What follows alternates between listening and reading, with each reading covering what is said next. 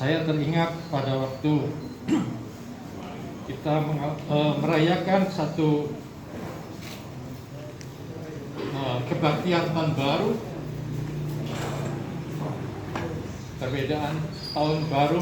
Saya mengajak jemaat untuk menulis, untuk di tahun yang ke depan ini apa yang kau rindukan dari Tuhan untuk terjadi dalam hidupmu. Banyak yang menulis yang macam-macam sesuai keinginannya. Tapi Bu Wongso,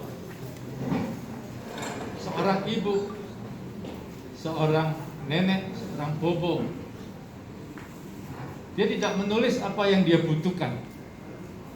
Dia bisa saja menulis supaya saya diberikan kesehatan, kekuatan, kekayaan, berkat dan sebagainya. Tapi hari itu beliau menulis doanya, kerinduannya untuk cucunya yang saat itu saya tidak sebutkan nama cucunya, saya rasa tidak perlu tanya yang mana. Salah satu cucunya bertengkar dengan orang tuanya dan tidak pulang alias minggat gitu ya. Dan di atas itu semua Bu Wongso menaruhkan isi hatinya yang sejati, bahwa hatinya untuk orang lain, bahwa hatinya untuk cucunya, untuk anak-anaknya. Dan dia lepaskan kepentingan pribadinya berdoa untuk itu. Dan singkat cerita besoknya, minggu depannya ketika ketemu beliau bersaksi, cucuku sudah pulang. Dia begitu sukacita.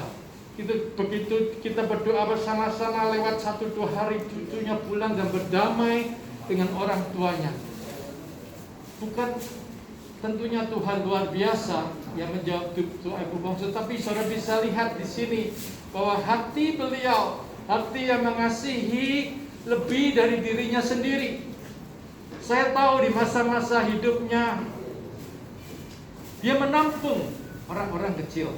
Dia menampung, dibangun rumah khusus untuk ibu-ibu yang hamil di luar nikah, yang ditolak oleh keluarganya, yang ditolak oleh suaminya sendiri, ditampung di rumah khusus sampai anaknya dilahirkan, dibiayai semuanya. Itu hati seorang ibu. Tidak hanya bagi keluarga Wongso, tetapi bagi keluarga di luar garis keturunan darahnya. Dia menjadi mama bagi saya, mama bagi banyak orang, oma bagi banyak orang. Banyak orang manggil dia mami, manggil beliau oma. Selama pandemik ini kita tidak bisa bertemu, hanya melalui Zoom seminggu sekali.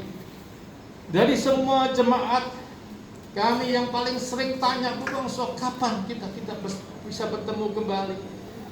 Kapan kita bisa kebaktian offline? Dari waktu ke waktu, saya sering ditelepon, istri saya sering telepon, bagaimana Sundoro, bagaimana kabarnya?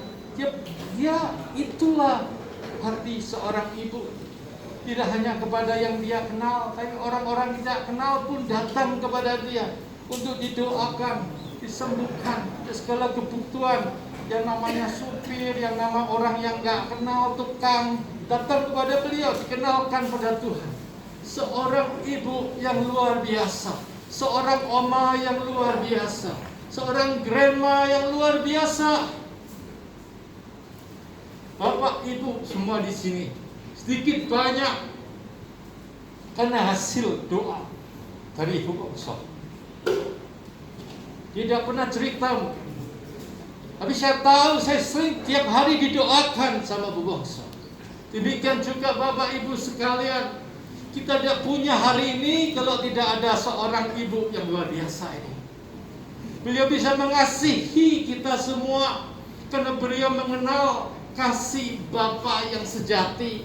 Beliau mengenal kasih Allah yang sejati, dan beliau mengalami kasihnya itu.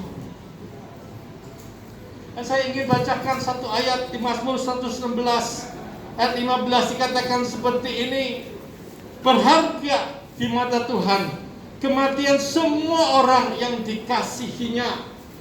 Hari ini telah berpulang seorang putrinya yang berharga, precious, berharga, dimuliakan, dinilai tinggi di mata Tuhan.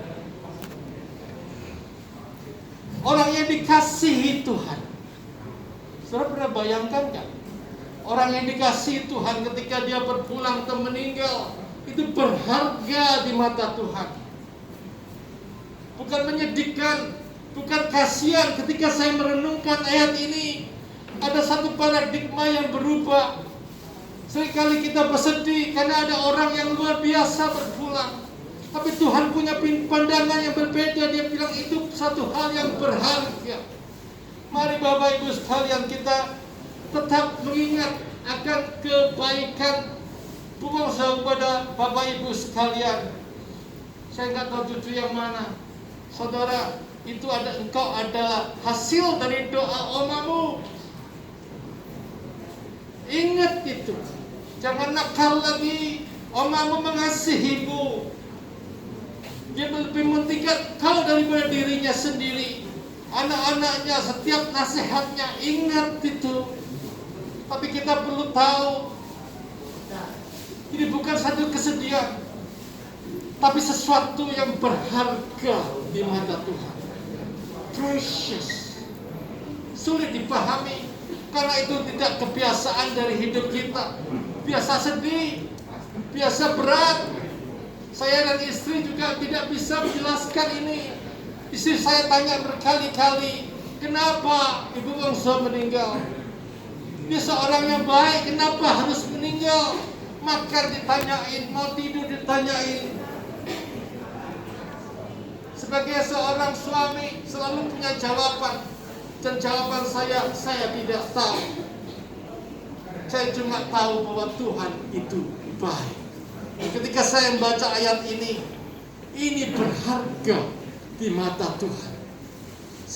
Kepulangan Bu Bongso ini sesuatu yang indah, sesuatu yang disambut sebagai saudara punya barang yang berharga. Itu dieman, bahasa Surabayanya, disayang, dieman, dibersihkan, dikuduskan, disucikan. Bu Bongso ini dikasihinya. Wahyu 21 ayat 4 dikatakan seperti ini. Yang kedua yang terjadi pada Bu Bongso saat ini, hari ini. Dan Tuhan akan menghapus segala air mata dari mata mereka, dari mata Bu Bongso. Dan maut tidak akan ada lagi. Tidak akan ada lagi pergabungan atau ratap tangis atau duka cita. Sebab segala sesuatu yang lama itu sudah berlalu. Dan saya ingin beritahukan kepada kita semua, dia ada di tempat, Bu Bongso berada di tempat yang jauh lebih baik daripada kita semua saat ini. Jangan terlalu bersedih.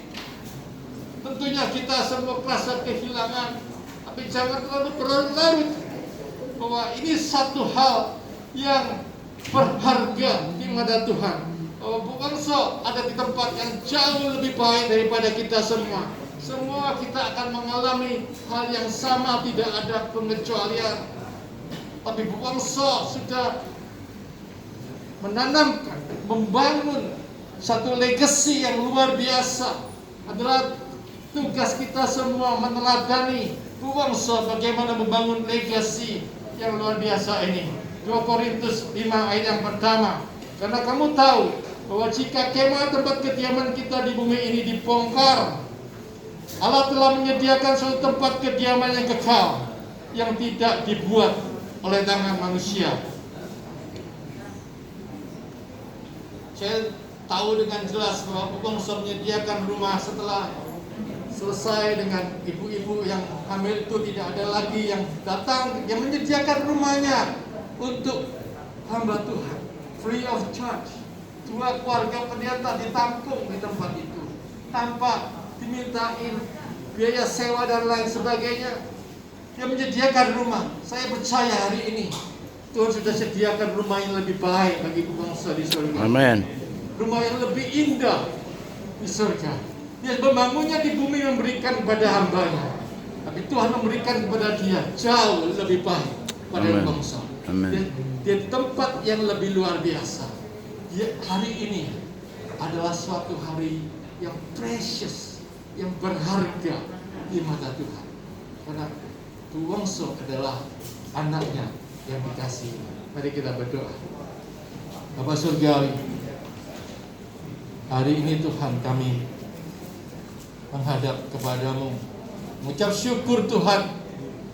Kami semua boleh mengenal anak-Mu yang Kau kasih ini, dan menjadi teladan bagi kita semua, tidak bagi hanya cucu-cucu dan anak-anaknya ya Tuhan, tapi bagi kita semua yang pernah mengenal beliau Tuhan, merasakan kasih ibu, merasakan kasih oma, merasakan kasih bobo Tuhan.